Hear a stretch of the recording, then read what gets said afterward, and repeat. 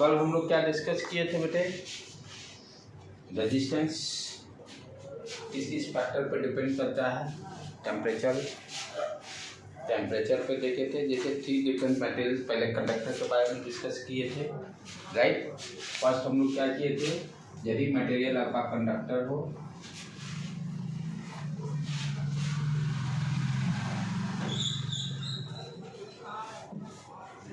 Conductor यदि हो तो रेजिस्टेंस और दो term, resistance and resistivity, resistance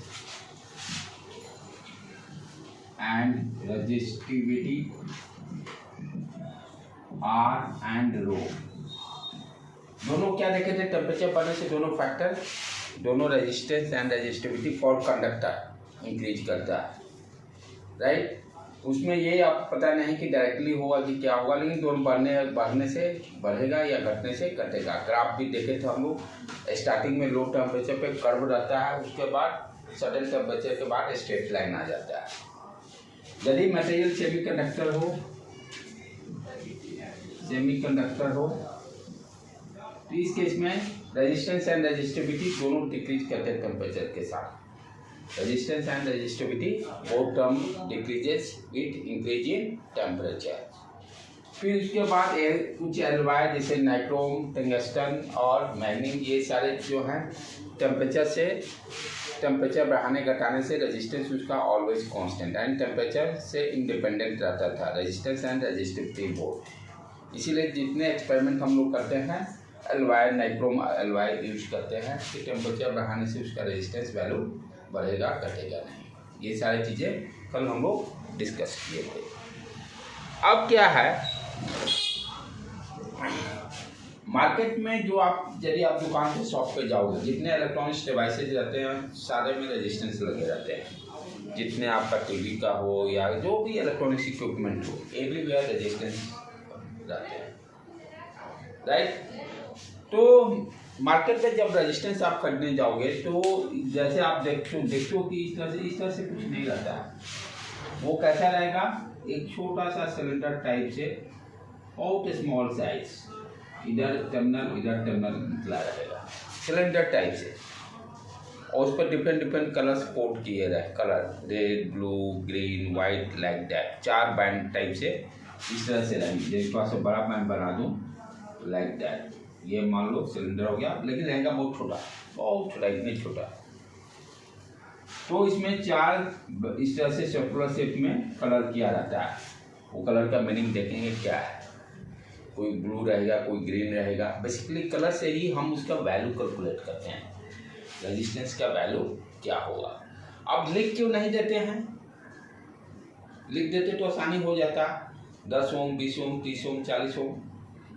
colour ये इस तरह से बैंड क्यों बनाते हैं? तो ये जो है मार्केट में जो हम लोग खरीदे जाते हैं, जैसे होता है ना 5000 किलो ओम का डीजे रेजिस्टेंस, तो 5000 को इतनी छोटी सी में लिखना बहुत मुश्किल काम है, कॉम्पैक्ट साइज में। ये जो है इस रेजिस्टेंस को हम लोग बोलते हैं कमर्शियल रेजिस्टेंस, जो कमर्शियल में यूज करते हैं। वेरी हाई वैल्यू, बहुत हाई वैल्यू कर भी जाते हैं, kilo ohm like that, mega ohm, 10⁶ ohm like that. तो वो लार्ज वैल्यू को इस छोटे में जैसे 4 × 10⁶ ओम लिखना बहुत मुश्किल काम है, इतना छोटा रहता है साइज। इसीलिए उसको हम कलर के फॉर्म में इंडिकेट करते हैं कि कोई भी पकड़ ले। और मार्केट में आप जाएगा, दुकानदार कैसे कहेगा आपको कि हमको 8 किलो ओम का रेजिस्टेंस दीजिए, तो 8 किलो ओम उसको पहचानना आना चाहिए। क्या आपको भी देखकर पता हो जाए कि भाई 8 किलो ओम है कि नहीं है? वो आज सीखेंगे हम लोग कैसे निकालेंगे वैल्यू। तो रेजिस्टेंस जो हम लोग जनरली यूज करते हैं 2 टाइप्स के। एक वेरी लो रेजिस्टेंस जिसका वैल्यू बहुत कम होता है, जो कि आपके जो एलॉय हैं, नाइक्रोम का, मैग्नीज का, कंस्टेंटेन का, वो सारे लो वैल्यू ऑफ रेजिस्टेंस के लिए यूज किया जाता है। 10 ओम, 20 ओम, 30 ओम, 40 ओम, 50 ओम, 100 ओम, लो वैल्यू के लिए वो सारे मटेरियल एलॉय को हम लोग यूज करते हैं, राइट। जिसका कि टेम्परेचर से कोई एक्सपेरिमेंट के लिए लैब में जहाँ जरूरत पड़ती है लो रेजिस्टेंस वैल्यू का, तो वायु आइदर नाइक्रोम का यूज कर लीजिए या टंगस्टन का यूज कर लीजिए, उसको यूज करते हैं, जो कि टेम्परेचर से कोई इफेक्ट इस पर पड़ता नहीं है।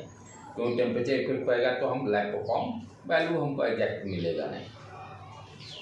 लेकिन जो हम एप्लीकेशन यदि देखें रेजिस्टेंस का, जो है जितने इलेक्ट्रॉनिक्स डिवाइसेज में है जो कि कमर्शियल पर्पज से यूज किया जाता है, उसका वैल्यू बहुत लार्ज होता है। 10 to the power cube, 10 to the power 4, 10 to the power 5, 10 to the power 6, 10 to the power 7, 10 to the power 8 like that। तो इसके लिए हम क्या करते हैं कि कैसे हम अब इस कोड को पहचानेंगे, हाउ टू आइडेंटिफाई कोड। एक क्वेश्चन कभी कभी इससे पूछ देता है, कभी कभी हाँ अब डिलीट कर दिया है। अच्छा चलो नॉलेज रख लेते हैं। तो कैसे पहचानेंगे हम लोग उसको, क्या टेक्निक है बोर्ड में, लेकिन होगा बोर्ड में इन लोग को डिलीट नहीं मारा होगा, सीडीएसई में शायद डिलीट मार दिया हो तभी इधर डिलीट मारा होगा, राइट। तो लेकिन जान ले ज़्यादा नहीं, 10-15 मिनट का खेला, नॉलेज रहना चाहिए। कैसे करते हैं तो शेप किस तरह करेगा, सिलेंडर शेप का रहता है, फर्स्ट सिलेंडर शेप का रहेगा, बहुत छोटा साइज रहता है इसका, और इस पे 4 बैंड, बैंड का मतलब 4 रिंग टाइप से।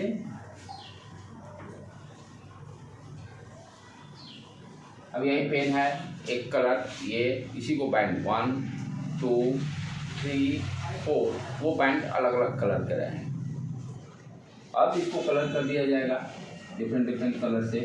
इसका मीनिंग देखेंगे क्या रहेगा, 4 बैंड से रहते हैं, वेरी कम्पैक्ट फॉर्म में रहता है। नेमिंग जैसे दे दिया जाता है बैंड 1 2 3 4, राइट बेटे। तो बैंड 1 और 2 क्या देगा, बैंड 1 और 2 वैल्यू ऑफ द रेजिस्टेंस यानी सिग्निफिकेंट वैल्यू। जैसे लिखते हैं ना कुछ वैल्यू, जैसे 42 × 10 to the power 6, तो 42 को हम क्या बोलते हैं, सिग्निफिकेंट वैल्यू।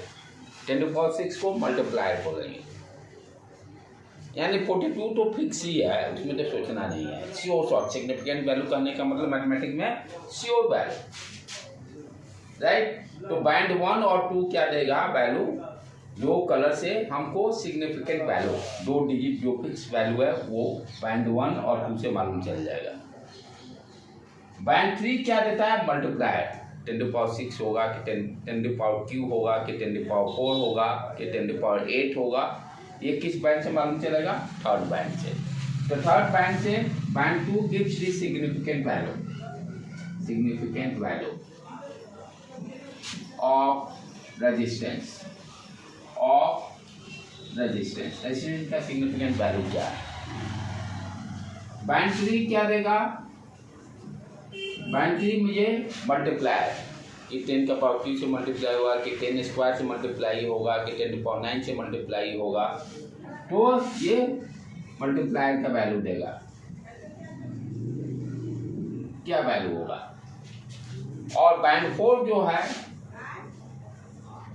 वो कितना एरर है, प्लस माइनस, जैसे कोई भी वैल्यू बताते हैं ना तो हो सकता है प्लस माइनस समथिंग जो डिफरेंसेज रहेगा, तो जिसको कि कितना बैंड 4 टॉलरेंस और वी कैन से वैल्यू कहाँ से कहाँ तक, जैसे होता है ना 1 से लेकर 1.5 तक वैरी कर रहा है, तो 0.5 टॉलरेंस वैल्यू हो गया, या 0.5 हो सकता है या 1.5 हो सकता है। तो उसको परसेंटेज के फॉर्म में हम लोग लिखते हैं कि प्लस, और वी कैन से कितना एरर हो सकता है, एग्जैक्ट वैल्यू नहीं बताते हैं ना, 5% एरर है कि 10% एरर है, तो वो बैंड 4 से हमें मालूम चलता है, क्योंकि परसेंटेज के फॉर्म में दिया रहेगा, परसेंटेज के वैल्यू में दिया रहा है, रेंज क्या है कहाँ तक स्लाइडली वैरी करेगा। तो ये 4 बैंड हो गए, राइट बेटे। तो ये 4 बैंड का कैसे अब याद रखेंगे, कितना क्या वैल्यू है, कलर का कैसा वैल्यू है। तो एक टेबल है, उस टेबल से सारे वैल्यू मिल जाएंगे मुझे, उस टेबल से सारे वैल्यू मिल जाएंगे। टेबल को पहले लिख लेते हैं, उसके बाद आप अपना कोड जनरेट कीजिएगा याद करने का, हम भी कहीं से सुने हैं, हम भी कोड जनरेट करेंगे, ठीक है। पेन दे दो भाई, इसका अपना अपना तलवार अपने पास रखिए, क्योंकि असली खेला तो तलवार का ही है। चलो, तो पहला ये कलर, ठीक, उसके बाद बैंड 1 2, बैंड 1 2 सिग्निफिकेंट वैल्यू देगा, ठीक है। इसको मिटा दूं क्योंकि टेबल लिखना है। बैंड 3 मल्टीप्लायर का वैल्यू देगा,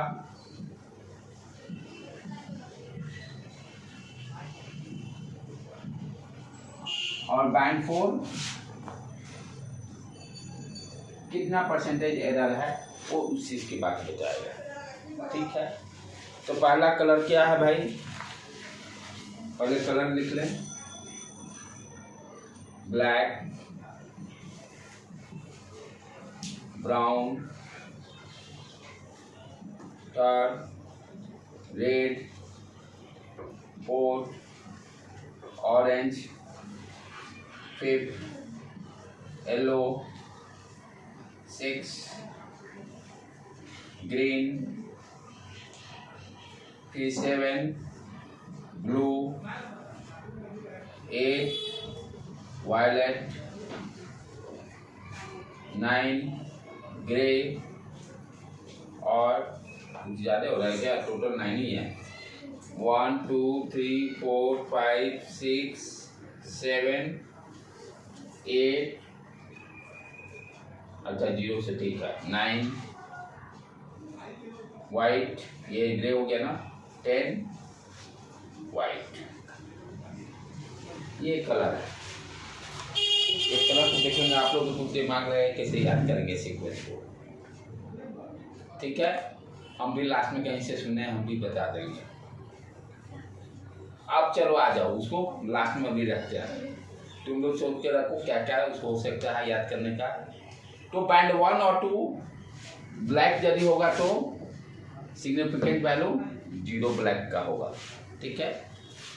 इसको याद करने को 0 1 2 3 9 तक लिख दीजिए, इसमें कोई सी समस्या नहीं। 0 1 2 3 4 5, तो ऐसा ये सेपरेशन मारते चले जाए।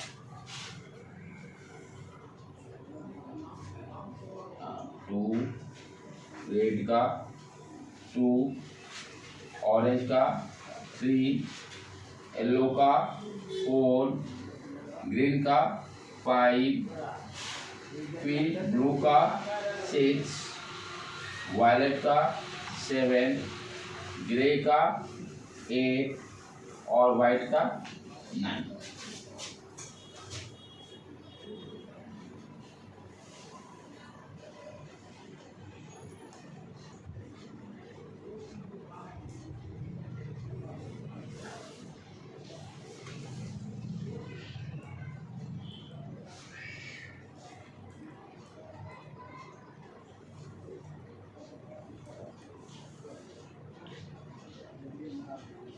ये अब हट गया ना, अच्छा तो बस 10-15 मिनट में इसको खत्म ही कर देंगे।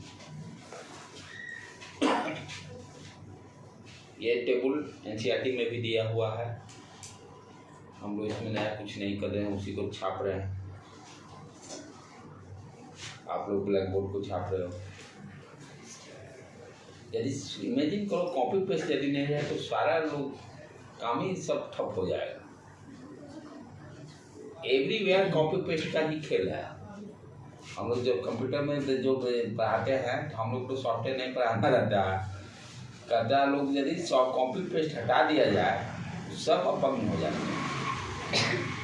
ठीक है बेटे, बैंड 3 के लिए मल्टीप्लायर टर्म 10 का पावर 0, 10 का पावर 1, 10 स्क्वायर, 10 क्यूब, 10 का पावर 4, 10 का power 6 5, 10 to power 6, 10 to power 7, 10 to power 8, 10 to power 9। ठीक, और एरर वाला में सिर्फ 4 ही याद रखना है। यदि गोल्ड कलर होगा तो 5% का एरर, उसके बाद सिल्वर कलर यदि है तो 10%, और नो कलर में 20% का 20% चांसेज है एरर होने का। आप जैसे मान लो कोई भी आपका मार्केट से खरीदने गए, ये नॉर्मल भी ऐसे भी जानना चाहिए। मार्केट से आप खरीदने गए, मान लीजिए आपको जो भी ज़रूरत है, इस पर कलर 4 बैंड इस तरह से दिया हुआ है। इंजीनियरिंग में तो बहुत ज़रूरत है इसका, इसी का सारे खेले हैं। आप कंप्यूटर पर हो या इलेक्ट्रॉनिक्स पर हो चाहे इलेक्ट्रिकल पर हो, ये बेसिक लैब का नीड है।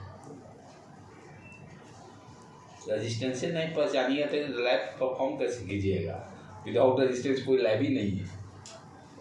तो फर्स्ट ईयर में ये सब कराया जाता है लैब में। आपको फर्स्ट ईयर में कारपेंट्री काम भी सिखाया जाएगा, राजमिस्त्री का भी काम, सारे ब्रांच लोगों, every branch common these things. Carpentry आपको लकड़ी घिस के कहेगा क्यूब बनाइए, उसके बाद छेनी हथौड़ी सब बनाइए, वो भी एक अलग होता है। फिटिंग जिसको हम लोग बोलते हैं। लेथ मशीन पे आपको ड्रिलिंग करने के लिए सिखाएगा, नट को कैसे ड्रिल करते हैं। हाँ, ये सारे वर्कशॉप में आते हैं फर्स्ट ईयर में। Common to all branches, common to all branches, सारे लोगों को ही करना रहता है। फिर से उसके बाद ये फिर वो ढलाई के लिए शेप, डिफरेंट शेप को शेप बना कर उसको ढालना सीमेंट गिट्टी बालू से, ये सारे करने हैं फर्स्ट ईयर में। Common to all branches, first year में कॉमन टू ऑल ब्रांचेस। मेरे को याद है कि मेरे को क्या कहा था फर्स्ट ईयर में जब थे, कहा कि 1 हाथ नीचे गड्ढा करो, गड्ढा करके 1 बाई 1 मीटर का, तो उसको बालू खोद के गड्ढा करना। उसको करा कि जो बालू आप निकालिए चाल को उसमें डालिएगा। जैसे ही गैप हुआ का कि कितना का चालेंगे हम भी, सब भर दो, ऊपर से खाली चाल के रख देंगे। 1 मीटर गड्ढा चलते चलते हाथ दुखा जाएगा। तो जैसे ही वो गैप हुआ, हम लोग वेट कर रहे थे, वहाँ से वो हटे, पहले बैठा हुआ, जैसे ही भर सब बालू भर दिए हम, भर के ऊपर से करके सर हो गया। अरे तुम इतना जल्दी कैसे कर लिया? सर 4 आदमी थे ना, चल रहे थे, बहुत फास्ट थे। तो ये सारी चीज़ सिखाए जाते हैं फर्स्ट ईयर में। तो पूरा इंजॉय भी करता है आदमी और अच्छा भी लगता है। चलो एक थोड़ा डिफरेंट स्किल डेवलप होता है। तो ये हो गया। चलो अब जैसे इसलिए ये दैट इज वेरी इंपॉर्टेंट कि यानी तीनों ब्रांचेज के लिए भाई रजिस्टेंस ही नहीं पता चले तो कोई सर्किट डिजाइन कैसे कीजिएगा? चाहे आजकल जो प्रोजेक्ट बच्चे भी बनाते हैं 8, 9, 10 में, आजकल तो अच्छा स्कूल वाले भी प्रोजेक्ट्स बना रहे हैं, तो विदाउट इसके तो पॉसिबल ही नहीं है। तो इसमें कैसे पहचानेंगे बेटे? आप मान लो कि एक फॉर एग्जाम्पल ग्रीन पहला वाला दे दिया, दूसरा वाला ब्लैक दे दिया, फिर उसके बाद थर्ड वाला मान लो दे दिया, कोई कलर ले ले, येलो दे दिया, और ये लास्ट वाला गोल्ड दे दिया। अब इसका वैल्यू कितना होगा देखो अब ध्यान से, बहुत फास्ट। ग्रीन ढूंढे किधर है? ग्रीन किधर गया भाई? किधर छुपा हुआ? कितना वैल्यू है? यानी फर्स्ट 2 क्या बताता है? 2 सिग्निफिकेंट वैल्यू, यानी एक्चुअल वैल्यू कितना है? 5 लिख दी। उसके बाद कौन सा कलर है? ब्लैक पे आ गए 0, 50, 2 एग्जैक्ट वैल्यू 50 तो मालूम हो गया। उसके बाद मल्टीप्लाई, थर्ड पॉइंट क्या देगा? कितना 10 का पावर ऑर्डर में मल्टीप्लाई जाएगा। कौन सा कलर है? येलो ढूंढो 10 का पावर 4, तो 10 का पावर 4 से मल्टीप्लाई कर देंगे। उसके बाद गोल्ड लिया, कितना एरर होने की चांसेस है? 5% की चांसेस है। वैल्यू क्या हो गया? 50 into 10 to power 4 ohm, 50 into 10 to power 4 ohm, plus minus 5%। इसी तरह से कोई भी दे दें, पहले पूछा जाता था लेकिन है कि अब बोर्ड के लिए तैयार है। बिहार बोर्ड वाला में तो देगा, वो वहाँ हटाया नहीं होगा, तो वहाँ चांसेस है। कोई भी कलर दे दे, 1, 2, 3, 4, ये मानो वाइट दे दिया, ये हो गया आपको रेड, फिर दे दिया कोई कलर दे दो ब्लू, और लास्ट में नो कलर। पहला वाइट है, वाइट का वैल्यू 9, दूसरा रेड है, रेड का वैल्यू 2, सिग्निफिकेंट वैल्यू 92 हो गया, इनटू फिर उसके बाद थर्ड ब्लू मैं यदि लिया हूँ, यदि ब्लू लिया हूँ तो ब्लू का देखेंगे, ब्लू 6, 10 का power 6, no colour 20% plus minus 20% देगा। तो इस तरह से हम जो कमर्शियल रेजिस्टेंस रहेगा बहुत छोटा साइज में रहता है। मार्केट में जाओ ये इतना बहुत छोटा, इससे ज़्यादा नहीं, ये बस यही साइज नहीं बड़ा, इसीलिए इस पर वैल्यू नहीं लिख पाते ना, इसलिए वो कलर चढ़ाते हैं। अब इतना वैल्यू लिखना रहा तो कहाँ से लिखेंगे, साइज ही बड़ा नहीं है, बहुत छोटा साइज है, so you can not right, इसीलिए कलर कोड का डिजाइन किया गया है। राइट बेटे, अब याद कैसे करोगे ये सोच के तुम लोग बताना, कल कुछ याद ट्रिक मिल रहा है, जल्दी जल्दी बोलो। ऐसे कैसे याद कर लिए जल्दी से? बीच में तो वेव की हो रही है। हाँ, 8 से लेके रेड तक वेव की हो रहा है। 8 से लेकर वॉयलेट से लेके रेड तक। अच्छा, उल्टा में? हाँ। ओ हाँ ठीक है, पूरा ब्लैक ब्राउन है, नीचे वाइट ग्रे है। हाँ, बस जैसे भी हो अपना याद कर लेने का, अपना ट्रिक ढूंढ लेने का, ठीक है। ऐसे नीट और जेई के लिए अब ये हट गया, एनसीईआरटी से भी ये हट चुका है, इसलिए +2 के लिए भी टेंशन नहीं लेना है, लेकिन बिहार बोर्ड के में रहेगा। लेकिन ऐसे नॉलेज रखना चाहिए कि आज जब इंजीनियर बनो तो भाई ये तो मिनिमम नॉलेज रहना जरूरी है, ठीक है। चलें इसको मिटाए बेटे, चले आ जाए दूसरे टॉपिक पर अपना।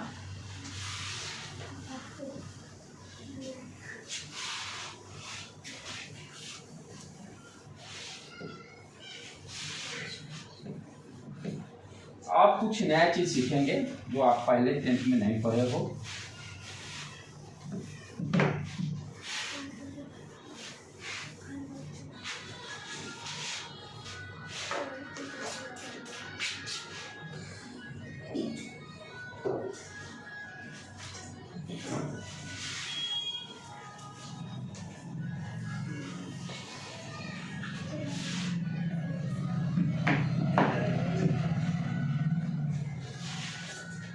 अब चलो आ जाए अपना बेसिक ओम्स लॉ।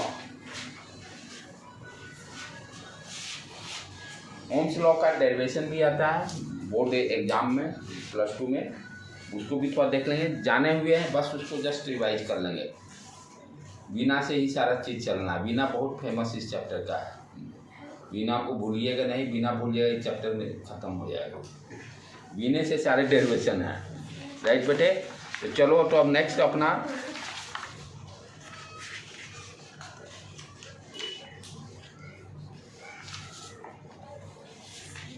एक उससे भी करंट हम लोग क्या देखिए किस तरह की क्वांटिटी है, स्केलर क्वांटिटी है।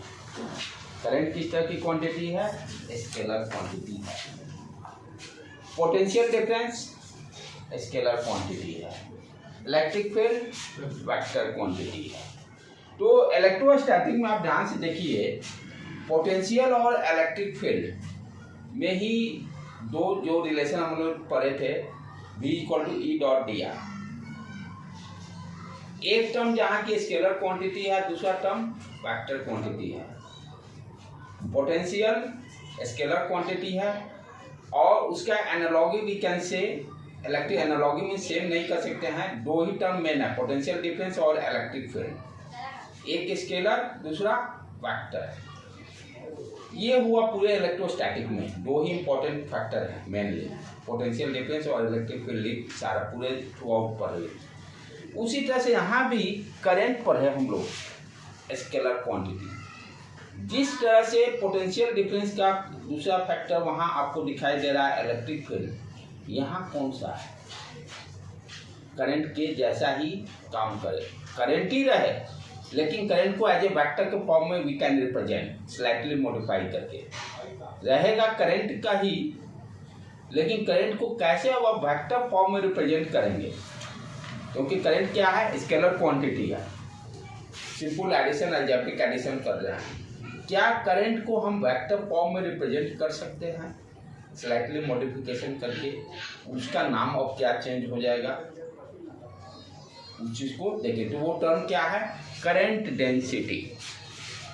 करंट डेंसिटी क्या है, वेक्टर क्वांटिटी है, जो कि करंट स्केलर क्वांटिटी को कैसे वेक्टर फॉर्म में रिप्रेजेंट करेंगे उसको ये बता रहा है। तो करंट डेंसिटी नाम से ही क्या क्लियर हो रहा है,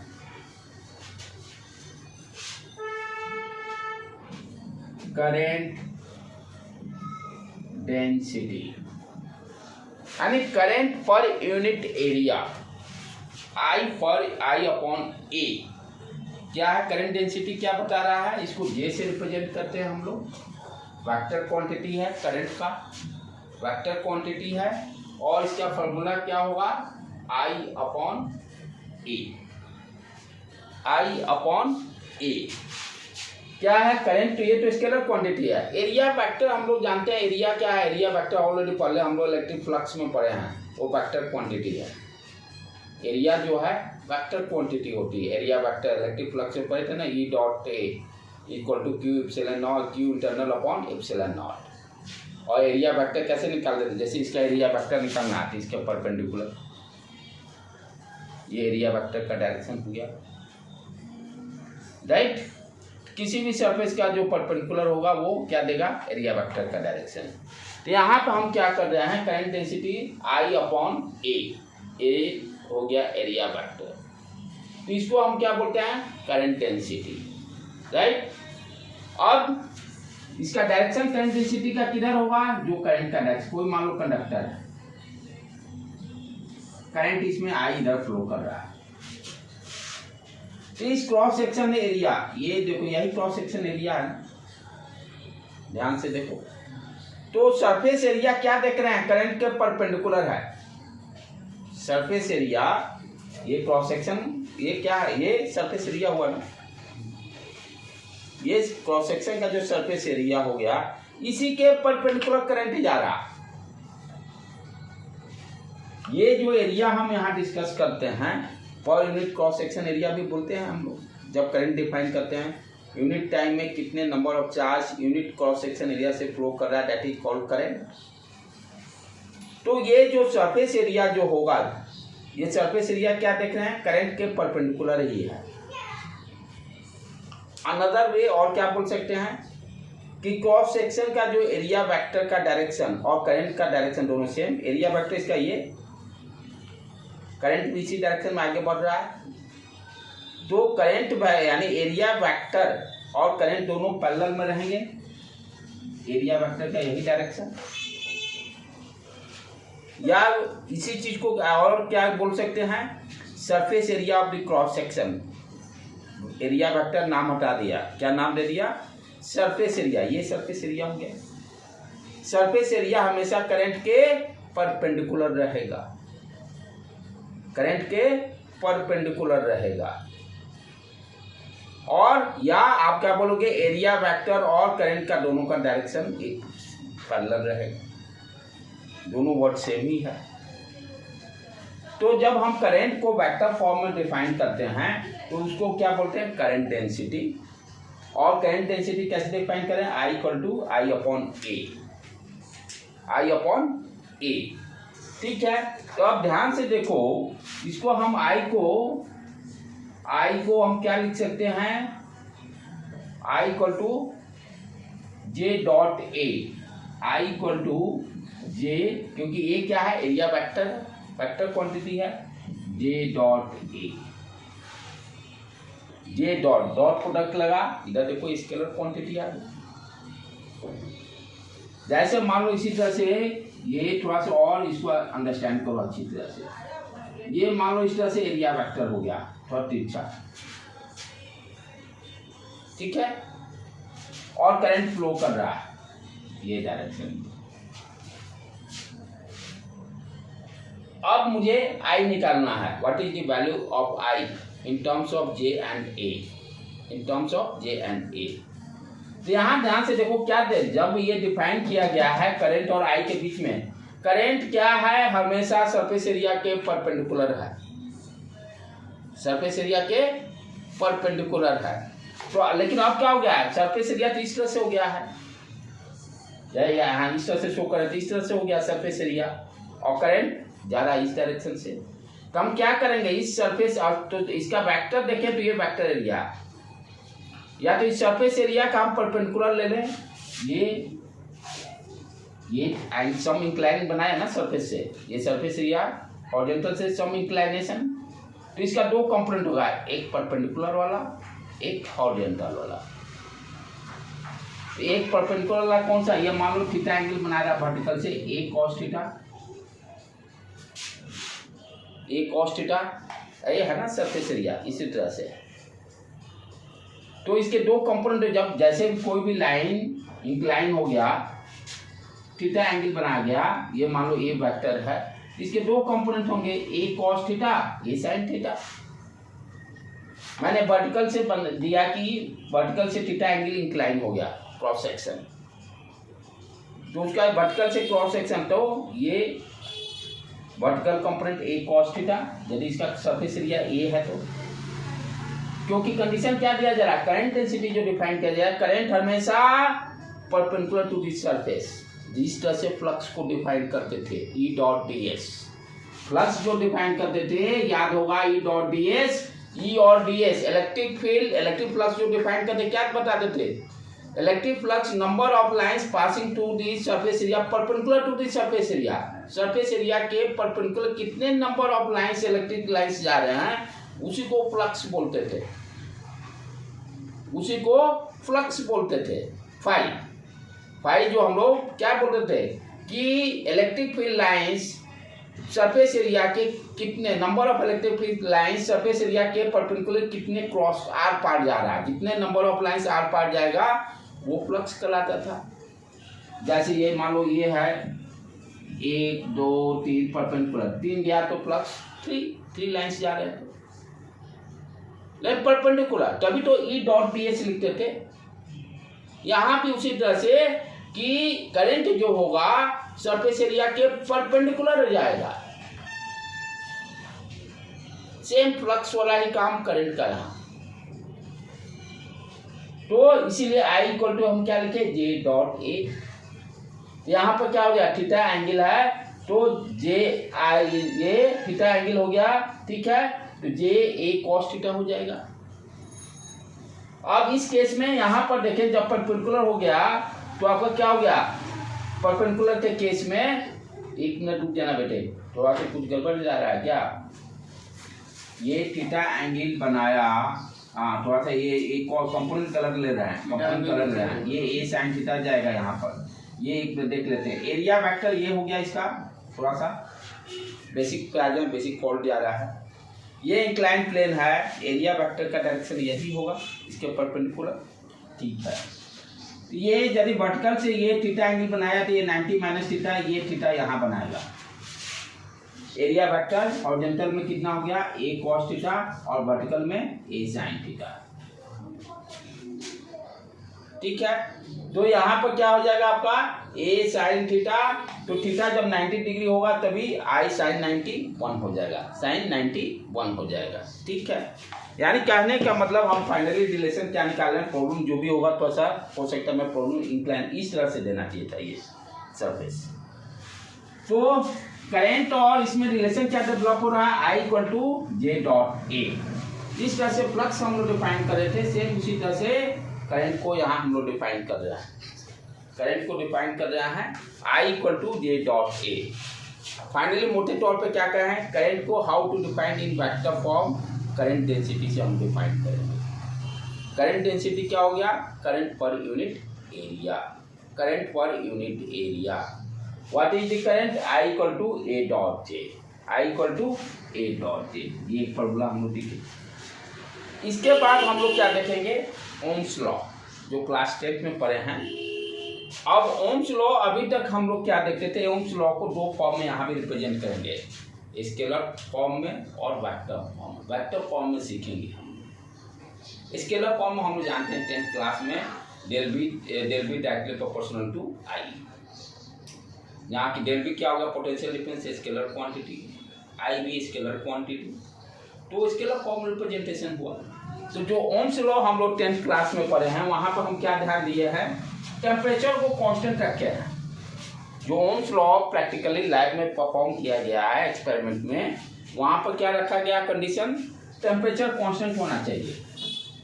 कंडीशन क्या रखा गया ओम्स लॉ को डिफाइन करने के लिए, टेम्परेचर कांस्टेंट, ह्यूमिडिटी, प्रेशर, ये सारे कांस्टेंट, ठीक है। तभी आपको ओम्स लॉ बाय एक्सपेरिमेंट देखा गया कि change in potential difference is directly proportional to I, directly proportional to I. इसको और कैसे अंडरस्टैंड कर सकते हो, टेंथ में हम लोग देखते थे, कोई कंडक्टर लिया हुआ है, कंडक्टर को हम बैटरी से जोड़ देते हैं, बैटरी का मतलब एक से ज्यादा सेल। अब यहाँ भी देखो, हम लोग मार्केट में जाते हैं, हम लोग करते हैं बैटरी टू हुआ एक वाला ना, बैटरी टू सिंगल, जो बैटरी बोलते हैं, सॉरी बैटरी का मतलब नंबर ऑफ सेल्स, बैटरी का मतलब एक से ज्यादा जो हम लोग खरीद के लाते हैं उसको क्या होना चाहिए था, सेल। यही है ना, कहीं गलत कुछ तो नहीं बता रहा हूं मैं, याद आ रहा सेल बैटरी वाला, कुछ नहीं याद आ रहा, सेल होता है सिंगल वाला, और बैटरी क्या हो गया, एक से ज्यादा सेल को जब कंबाइन करेंगे वो उसको बैटरी बोलेंगे। जैसे घड़ी खरीदने गए, एक बैटरी खरीदे सिंगल, तो उसको क्या बोलेंगे, सेल। एक से ज्यादा सेल खरीद के जब उसको यूज करेंगे, आइदर सीरीज में कनेक्ट करिए या पैरेलल में, सीरीज में ही जनरली कनेक्ट करते हैं क्योंकि वोल्टेज डिफरेंस बढ़ाना रहता है, क्योंकि एक बैटरी का वोल्टेज डिफरेंस 1.5 है, सीरीज में जोड़ेंगे तो कितना हो जाएगा, 1.5 प्लस 1.5 3 वोल्ट हो जाएगा, उसको क्या बोलेंगे हम लोग कि बैटरी। तो 10th वाला में आप देखिएगा कि एक से ज्यादा यानी बैटरी लिया, इस तरह से 3 बैटरी लिया, यानी 3 सेल लिया, एक 1.5 वोल्ट, दूसरा 1.5 वोल्ट, तीसरा भी 1.5 वोल्ट। ठीक है, टेम्परेचर कांस्टेंट रखा है, लेंथ कांस्टेंट रखा है, टेम्परेचर कांस्टेंट रहेंगे तभी तो लेंथ नहीं बढ़ेगा। पहला क्या किया, पहला बैटरी को ऑन किया, 2 को यूज नहीं किया, तो पहले बैटरी को ऑन करने पर यानी पोटेंशियल डिफरेंस कितना दिए, 1.5, पोटेंशियल डिफरेंस कितना दिए, 1.5। इसके कॉरस्पॉन्डिंग इसके यहाँ पर अमीटर जोड़ देते हैं, अमीटर लगा देते हैं, करंट को मेजर कर लेगा। मान लीजिए करंट आया 2 एम्पियर, फिर 2 बैटरी को अब ऑपरेट करते हैं, वोल्टेज डिफरेंस कितना हो गया, 3 वोल्ट, वोल्टेज डिफरेंस 3 वोल्ट। मान लीजिए करंट 4 एम्पियर फ्लो कर रहा है, फिर तीसरा बैटरी को भी ऑपरेट किए, तो अब कितना वोल्टेज हो गया, 4.5, 1.5 प्लस 1.5 प्लस 1.5, तो पोटेंशियल डिफरेंस कितना हो गया, 4.5, करंट 6 एम्पियर। हम यहाँ क्या देख रहे हैं कि करंट जो है यूनिफॉर्मली इंक्रीज कर रहा है। तो यही इस डाटा को देखकर ओम्स लॉ ने क्या डिफाइन किया कि del V is directly proportional to I. यदि पोटेंशियल डिफरेंस बढ़ाते हैं तो करंट भी बढ़ेगा, पोटेंशियल डिफरेंस बढ़ाते हैं तो करंट भी बढ़ेगा। और इस प्रोपोर्शनैलिटी को हटाकर उन्होंने कांस्टेंट एक दे दिया जिसको कि रेजिस्टेंस बोलते हैं। यहाँ पर ध्यान देने के बाद क्या है कि पोटेंशियल डिफरेंस भी स्केलर क्वांटिटी है, ये भी स्केलर क्वांटिटी है, इसीलिए इस फॉर्म को हम क्या बोलते हैं, ओम्स लॉ को स्केलर फॉर्म, स्केलर फॉर्म में रिप्रेजेंटेशन है। ठीक है बेटे, स्केलर फॉर्म में रिप्रेजेंटेशन हो गया। और यहाँ पर रेजिस्टेंस क्या है, कांस्टेंट है, रेजिस्टेंस जो है कांस्टेंट है। क्या हमेशा रेजिस्टेंस कांस्टेंट रहेगा, इट इज नॉट नेसेसरी, ये कोई जरूरी नहीं है, लेकिन यहाँ कंडीशन डाल दिया है टेम्परेचर को कांस्टेंट करके, इसीलिए रेजिस्टेंस का वैल्यू कांस्टेंट रहेगा। ये ध्यान देना, इसी को हम लोग बोलते हैं स्केलर फॉर्म। अब वेक्टर फॉर्म में कैसे लिखेंगे ओम्स लॉ को, अभी तक आपने, और इसका ग्राफ कैसे ड्रॉ कर, ग्राफ ड्रॉ करेंगे तो किस तरह का स्ट्रेट लाइन आएगा, डेल बी अपॉन आई, यदि ग्राफ ड्रॉ करेंगे स्ट्रेट लाइन आएगा, राइट। ये सारी चीजें टेंथ में इतना पढ़ा हुआ। अब नेक्स्ट अपना क्या है, अच्छा इसका डेरिवेशन कैसे हम लोग नहीं पढ़े थे, जो कि पहला लेक्चर में हम लोग पढ़ चुके हैं, रेजिस्टेंस का डेरिवेशन निकाल चुके हैं, ये +2 के बोर्ड एग्जाम में आएगा, डेरिवेशन पढ़ना है आप लोग, कुछ करना नहीं है, ऑलरेडी आप पढ़े हो, जस्ट मैं उसको रिवाइज कर देता हूँ, आपको पता चल जाए डेरिवेशन पूछेगा तो कैसे उसको करेंगे ओम्स लॉ में, राइट। ओम्स लॉ का डेरिवेशन कैसे करेंगे आप ऑलरेडी जानते हो, सारा कुछ बिना से खेल चालू करना है। आई इक्वल टू आप जानते हो ऑलरेडी वीना, ठीक। यदि प्रूफ पूछता है तो बीडी क्या है, ड्रिफ्ट वेलोसिटी। ड्रिफ्ट वेलोसिटी कैसे याद रखने का है, बीडी इक्वल टू एटी होता है, राइट। ए के जगह पर हम रख देंगे F upon m t tau average time. Force क्या हो गया, q E upon m tau average. जो कैसे ये याद रखने का अपना मेरे को सीक्वेंस इसी तरह याद ही रखता हूँ मैं। फिर ई के जगह B equal to E D L होता है, तो ई को हम बी अपॉन एल लिख देंगे, तो ये B upon M L tau average. V D निकल गया, वहाँ वैल्यू डाल देते हैं। I equal to E B upon M L tau average into E into N A. अब इसको ई स्क्वायर लिख लो बेटे, फिर एन को एक साथ कर लो, एरिया वेक्टर को एक साथ कर लो, टाउ एवरेज आ गया divided by m l into p. पहले भी करा दिया हूं मैं। तो ओम्स लॉ क्या करता है, R equal to del V upon I. Del V upon, यहाँ से डेल बी अपॉन आई निकाल सकते हैं, ये तो पोटेंशियल डिफरेंस ही है, V upon I m l upon e square n A tau average. यही क्या, यही रेजिस्टेंस है। डेरिवेशन बोर्ड में पूछेगा तो इसी तरह से आप कर दीजिएगा उसको, ठीक है बेटे, क्लियर है, पहले भी कर चुके हैं।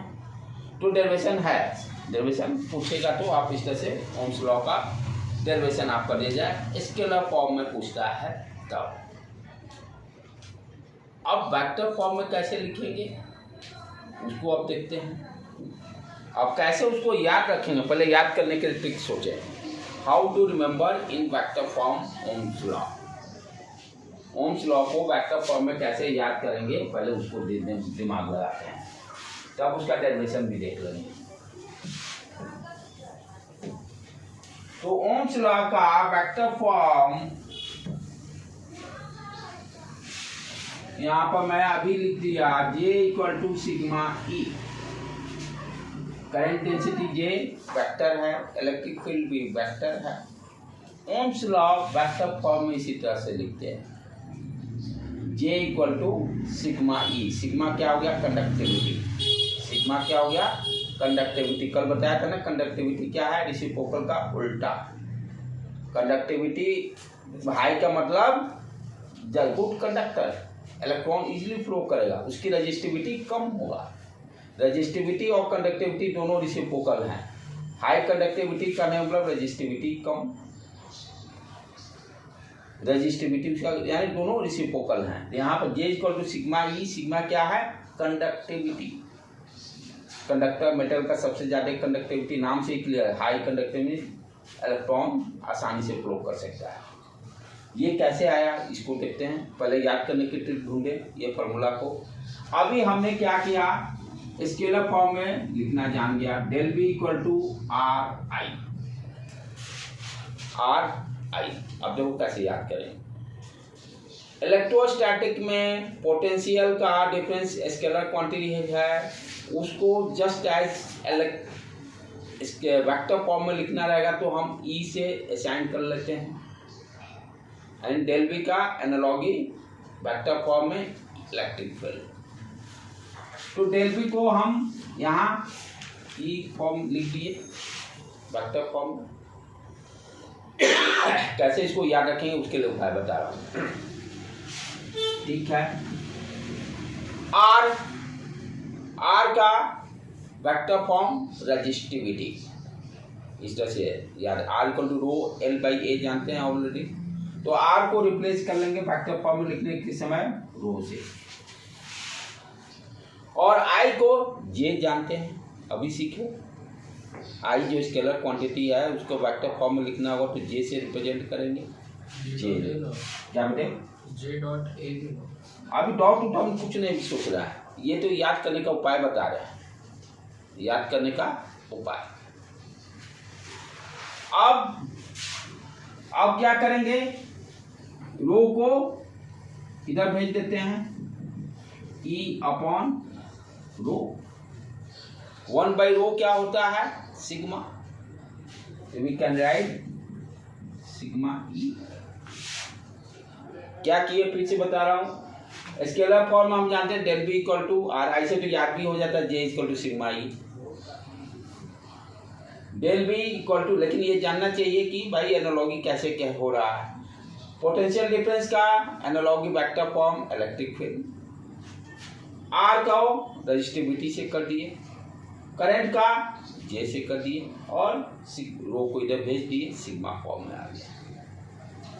ठीक, तो ये क्या हो गया, दिस फॉर्म, इस फॉर्म को हम क्या बोलते हैं, वेक्टर फॉर्म में ओम्स लॉ, वेक्टर फॉर्म में ओम्स लॉ, वेक्टर फॉर्म्स में ओम्स लॉ। तो ओम्स लॉ स्केलर फॉर्म में भी रिप्रेजेंट करते हैं और वेक्टर फॉर्म में जब रिप्रेजेंट करेंगे तो वो कैसे रिप्रेजेंट करेंगे, J equal to sigma E, J equal to sigma E. इसको लिख लो बेटे, ये नहीं जानते होगे।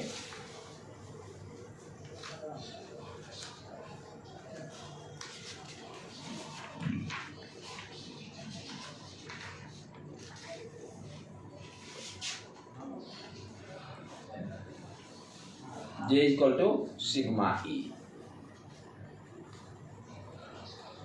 अब इसका डेरिवेशन कैसे करेंगे, बिना वाला ही उपाय, बिना का ही उपाय हम लोग कर लेंगे, काम आसानी से हो जाएगा।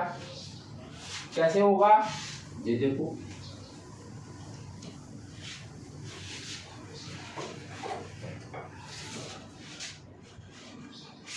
अभी देखिए हम लोग I equal to b d v ना, ड्रिफ्ट वेलोसिटी को इलेक्ट्रिक फील्ड के टर्म में रिप्रेजेंट किए हैं। V d equal to a t F upon m tau average, F equal to q E upon m tau average. यहाँ पर ई form में ही छोड़ देंगे क्योंकि जे और ई के बीच में रिलेशन निकालना है, राइट। तो वीडी की जगह लिख दिए tau average upon M e n A square, उसके बाद n A tau average upon M e. ठीक, आई है, जे भी लाना है, तो हम क्या जानते हैं, जे इक्वल टू क्या होता है, करंट पर यूनिट एरिया।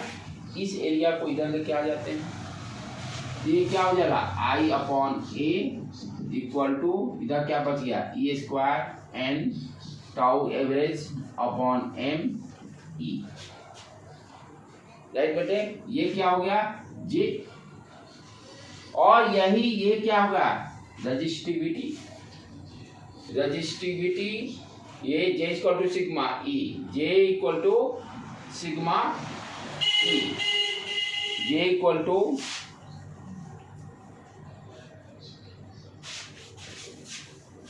रजिस्टिविटी के लिए एम अपॉन समथिंग था, हाँ एम अपॉन, तो ये रजिस्टिविटी क्या है, कंडक्टिविटी का उल्टा, इसको सिग्मा भी हम लोग लिख सकते हैं। रजिस्टिविटी हम लोग कैसे डिफाइन किए थे, m l upon e square N tau average, like that, इसी तरह से था। तो इस टर्म को उधर भेज दें तो इधर या तो रो लिख कर फिर इधर लाएंगे, रेसिप्रोकल में सिग्मा दे देगा, तो that will be equal to sigma E. ये बस स्लाइटली नॉलेज रखिए कि पूछ दिया तो कैसे किया, बोर्ड में मान लो एक 2 नंबर का दिया, derive, how to derive, scalar vector form में कैसे रिप्रेजेंट करेंगे, तो बिट दे दिया कि ओम्स लॉ को वेक्टर फॉर्म में ए बी सी डी डाल दिया, तो भाई J equal to sigma E से रिप्रेजेंट करेंगे।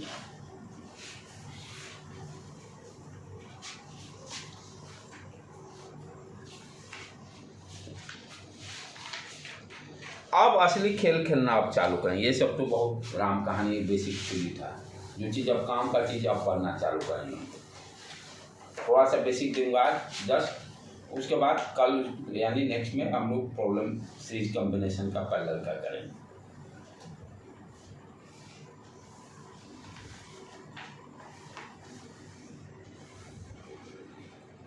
इसको जल्दी कर लो। तो 2 लॉ को स्लाइटली आज इंट्रोड्यूस कर देता हूँ।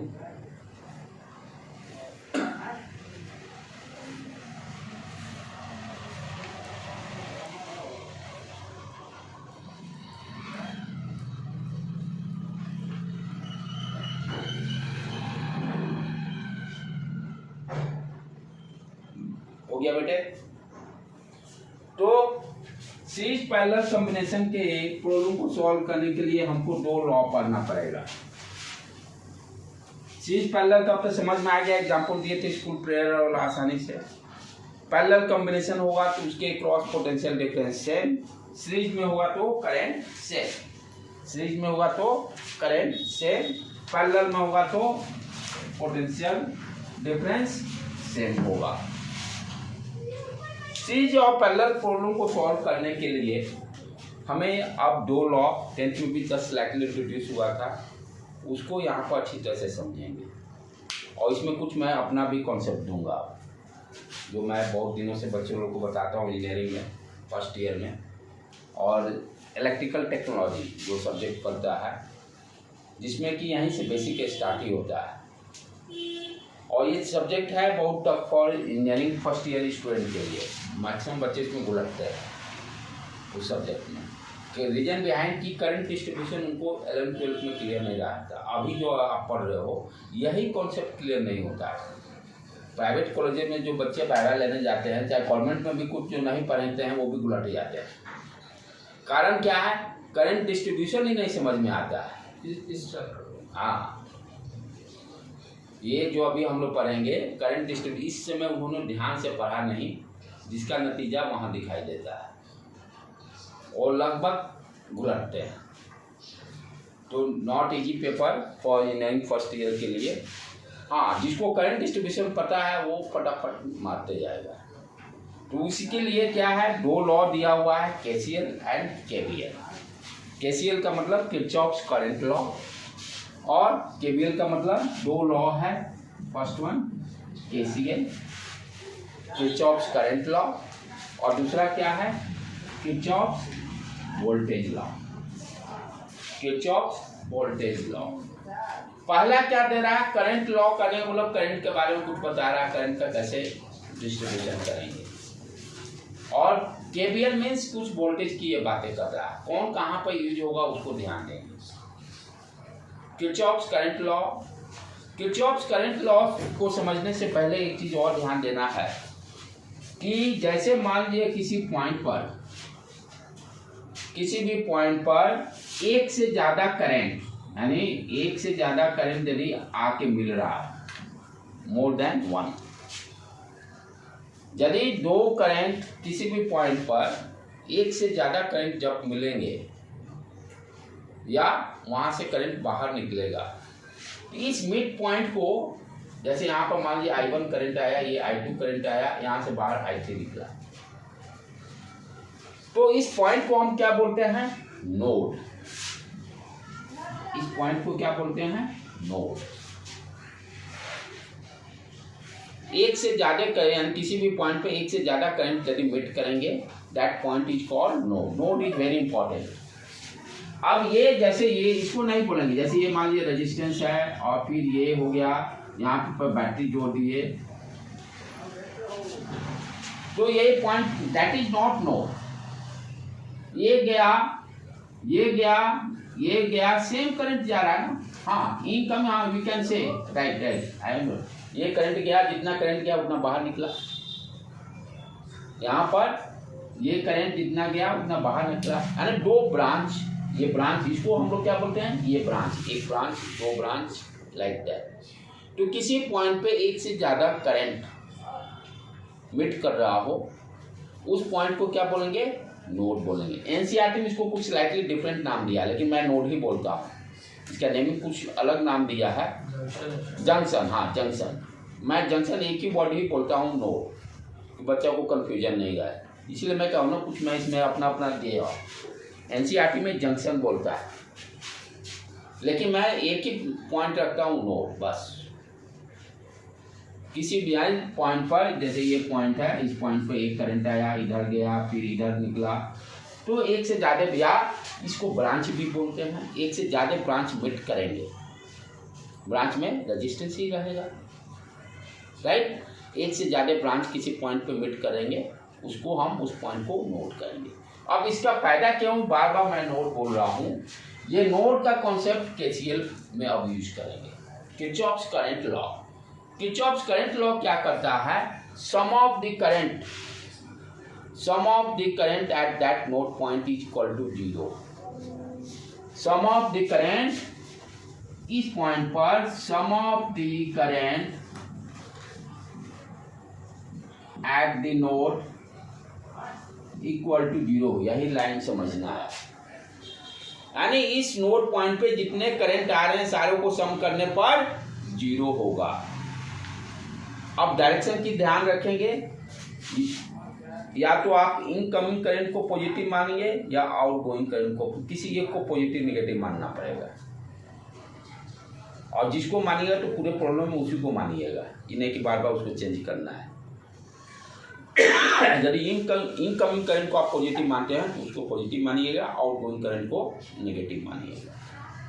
ये नहीं कि आधा प्रॉब्लम में इनकमिंग को मान लिया फिर आउटगोइंग को उल्टा, वैसा नहीं।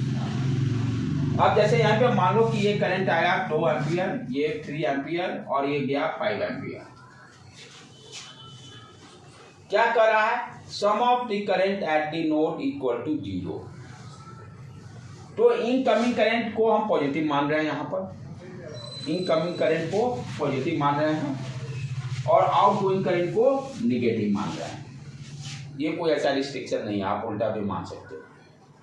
तो इनकमिंग करंट कितना हो गया? 2 है, 2 एम्पियर। क्या करा? सम करना है। Sum of the current at the node point. ये कहाँ से आ रहा है? मैं कुछ नहीं बोल रहा हूँ, केसीएल बोल रहा है, किरचॉफ्स करंट लॉ, कि sum of the current at the node equal to 0। 2 + 3 दोनों इनकमिंग करंट हैं, दोनों पॉजिटिव ले लिए।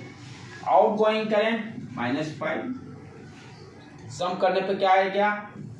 0।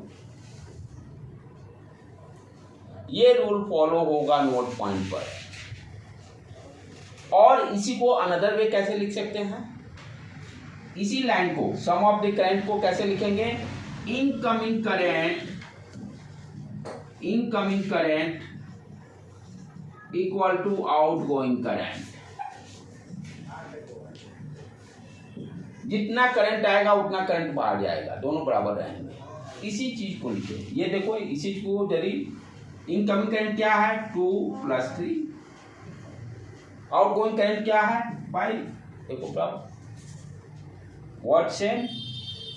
अब इसको इधर लेके आ जाएंगे तो सम ऑफ द करंट हो जाएगा। तो इस तरह से भी आप याद रखते हो, तो incoming current equal to outgoing. Final answer मैं यही देता हूँ। ये ठीक है, रूल है सम ऑफ द, तो उसी चीज को मॉडिफाई किया गया, उसी को एक्सटेंड कर दिया गया। जितना पानी आएगा उतना पानी बाहर जाएगा। करंट को हमेशा ध्यान रखना है पानी के एनालॉगी, पाइप में जो पानी का फ्लो होता है ना, उसी से हमेशा कंपेयर कीजिए। जितने पानी आए, ये जैसे पानी आ रहा है, इधर से पानी आया, रास्ता यही बचा है, सारा पानी इसी रास्ते से जाएगा। Incoming water equal to outgoing water, incoming current equal to outgoing. ये कहाँ से आ रहा? केसीएल। तो पहले नोड समझना चाहिए। नोड किसको बोलते हैं? एक से ज्यादा ब्रांच की जिस पॉइंट पे मेट करेंगे उसको नोड बोलेंगे। अब जैसे इसी ब्रांच में ये जो अभी डायग्राम मैं बताया था,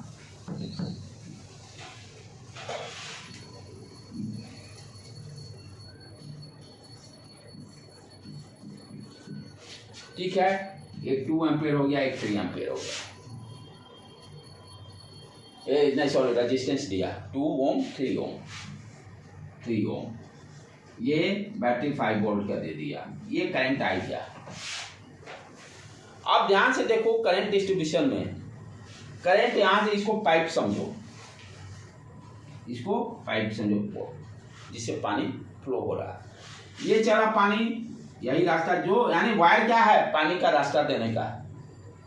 ये सिंपल वायर है और कुछ नहीं है, कॉपर वायर। तो ये पाथ जो दे रहा क्या है? पानी किस रास्ते से जाएगा? पानी रास्ता का मतलब करंट का रास्ता। यहां मुड़ गया, ये भी मुड़ गया, फिर आगे बढ़ा, यही रास्ता है।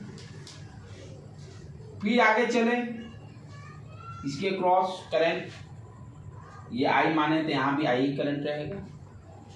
आगे चले, कोई रास्ता नहीं है, कहीं बट नहीं रहा करंट या पानी का फ्लो, फिर यहाँ से मुड़ गया, हम क्या देख रहे हैं, दोनों में करंट सेम है, एक ही पानी जा रहा है ना, कहीं तो ये पानी बटा नहीं, और जितना यहाँ से निकलेगा उतना यहाँ पहुँचना भी चाहिए, ये भी ध्यान देना है। जितना निकलेगा पानी उतना पहुँचना भी चाहिए, तभी तो फ्लो मेंटेन रहेगा। वाटर का फ्लो मेंटेन रहने के लिए क्या है, जितना पनिया निकलेगा उतना पनिया टंकिया से आना चाहिए। टंकी का पानी खत्म, करंट खत्म। ठीक है बेटे, तो इस चीज को यहाँ पर आप देखो, यहाँ पर क्या है, 2 डिफरेंट ब्रांच मीट किए, एक 2 ओम का, एक 3 ओम का। तो मैंने क्या किया, incoming current equal to outgoing current, ये बोला ना केसीएल के द्वारा। या ये क्या है, इस नोड पॉइंट पर ये इनकमिंग करंट हो गया, मान लो 2 एम्पियर जा रहा है फॉर एग्जाम्पल, तो इस नोड पर 2 एम्पियर पहुंचा, और तो इसके थ्रू कहा कितना जाएगा, 2 एम्पियर ही जाएगा अकॉर्डिंग टू केसीएल। केसीएल क्या कर रहा है, जितना करंट आएगा उतना बाहर निकलेगा। तो अकॉर्डिंग टू केसीएल इससे ही ये कॉन्सेप्ट आया कि 2 एम्पियर यहाँ पहुंचा तो 2 एम्पियर ही यहाँ फ्लो करेगा। और प्रैक्टिकली भी हम लोग देखते हैं यही चीज हो रहा है। तो केसीएल क्या बताता है कि जंक्शन, एनसीईआरटी में जंक्शन वर्ड यूज करता है, जहां पर 2 ब्रांच, 2 से ज्यादा वाला ब्रांच को नोडो बोलता है, लेकिन कॉमन लोग कंफ्यूजन नहीं रखने का, node you can say simply कि नोड क्या हो गया, नोड पर incoming current equal to outgoing current, that's all. ठीक है, दूसरा लॉ को समझें, इसमें मैं अपना चमत्कार कुछ दिया हूँ जो बच्चों लोग के लिए बहुत आसानी से प्रॉब्लम सॉल्व करें। बहुत दिक्कत होती है केवीएल में बच्चे को, एनसीईआरटी पढ़िया चाहिए, 11th-12th के लेवल पर आपको बहुत दिक्कत होगी, उसको वीडियो जाके देखिएगा कि किर्चॉफ्स लॉ वाला, ऑलरेडी इन लोग को पढ़ाया हूँ मैं उसमें। अब यहाँ पर मैं अपना ट्रिक दूंगा कि कैसे हम लोग प्रॉब्लम को सॉल्व करेंगे। किर्चॉफ्स वोल्टेज लॉ कहाँ पर पहले यूज करेंगे, इस चीज को ध्यान देने की है, where you use the Kirchhoff's voltage law. तो वैसे जगह यूज करेंगे जहाँ पर मेरा क्लोज लूप और ओपन लूप का कॉन्सेप्ट क्या है। क्लोज लूप करने का मतलब जिस पॉइंट से जर्नी स्टार्ट की है उसी पॉइंट पर फिर पहुंच जाना जरूरी है, that is called close loop. Open loop का मतलब उस पॉइंट पर नहीं पहुंचे। तो केवीएल रूल वैसे सर्किट में लगे जहां पर क्लोज लूप रहेगा, यानी जितना जिस पॉइंट से जर्नी स्टार्ट करेंगे उस पॉइंट पे हमको पहुंचना है। हमेशा क्लोज लूप में ही किर्चॉफ्स वोल्टेज लॉ लागू होगा, ये ध्यान। ओपन लूप के लिए किर्चॉफ्स वोल्टेज लॉ नहीं है। ये क्या कर रहा है, किर्चॉफ्स वोल्टेज लॉ क्या करता है, स्टेटमेंट क्या कर रहा है, sum of the voltage drop in close loop equal to 0। Sum of voltage drop in closed loop of the circuit is equal to 0। जैसे किर्चॉफ्स करंट लॉ बोलता था sum of the current at the node point is equal to 0। Similarly Kirchhoff's voltage law क्या करता है, किसी भी circuit के loop में टोटल वोल्टेज ड्रॉप का सम 0 होगा, टोटल वोल्टेज ड्रॉप का सम 0 होगा, राइट बेटे। ठीक है, तो ये तो लाइन भी है। अब इसको देखो कैसे यूज कर रहे हैं हम लोग, कैसे। इसमें समस्या क्या है, वोल्टेज ड्रॉप निकालने में बच्चे के साइन कन्वेंशन की समस्या है, कब प्लस लेंगे कब माइनस लेंगे, यही में गलतियां होती है 100% बच्चों से। अब उसको इसी में वोल्टेज ड्रॉप के लिए मैं टेक लगाया हूं, कैसे वोल्टेज ड्रॉप निकालेंगे। अब मान कोई भी सर्किट दिया हुआ है, जैसे ये रेजिस्टेंस 5 वोल्ट,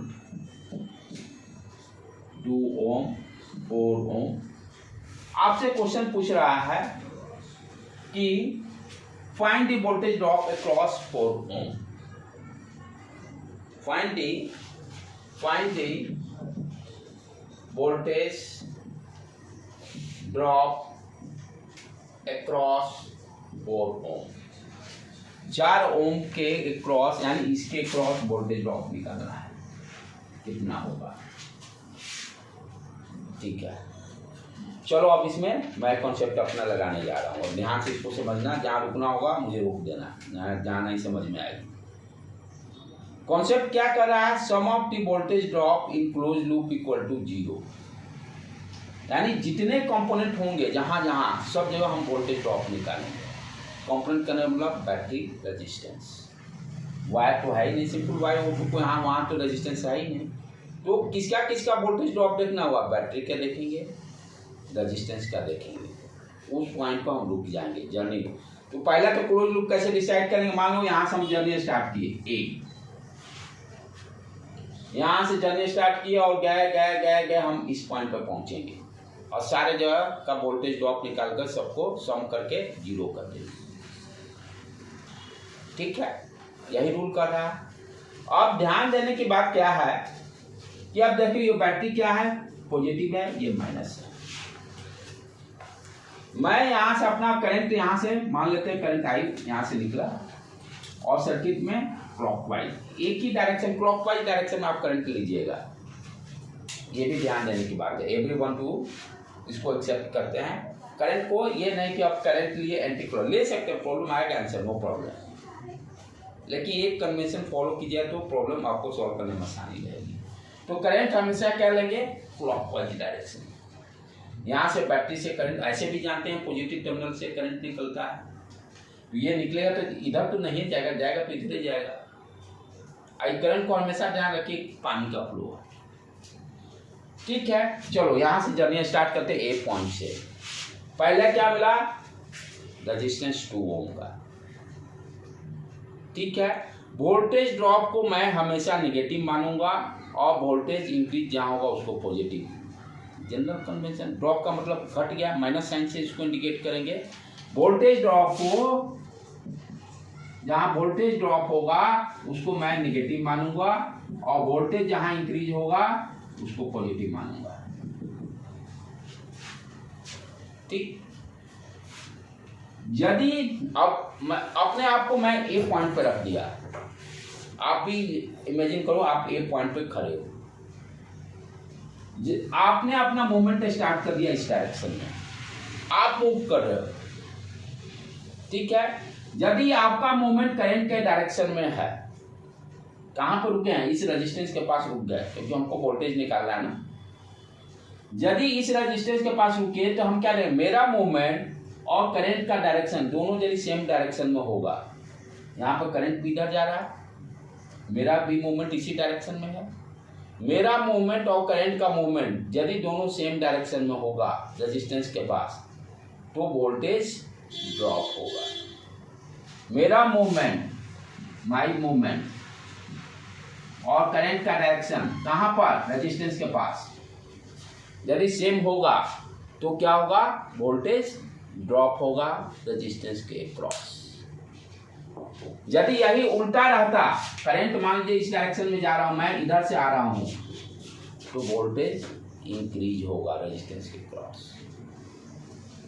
यदि करंट का डायरेक्शन और मेरा मूवमेंट सेम डायरेक्शन में होगा रेजिस्टेंस के पास, तो रेजिस्टेंस के क्रॉस क्या होगा, वोल्टेज ड्रॉप। कहने मतलब ये पॉजिटिव, ये नेगेटिव।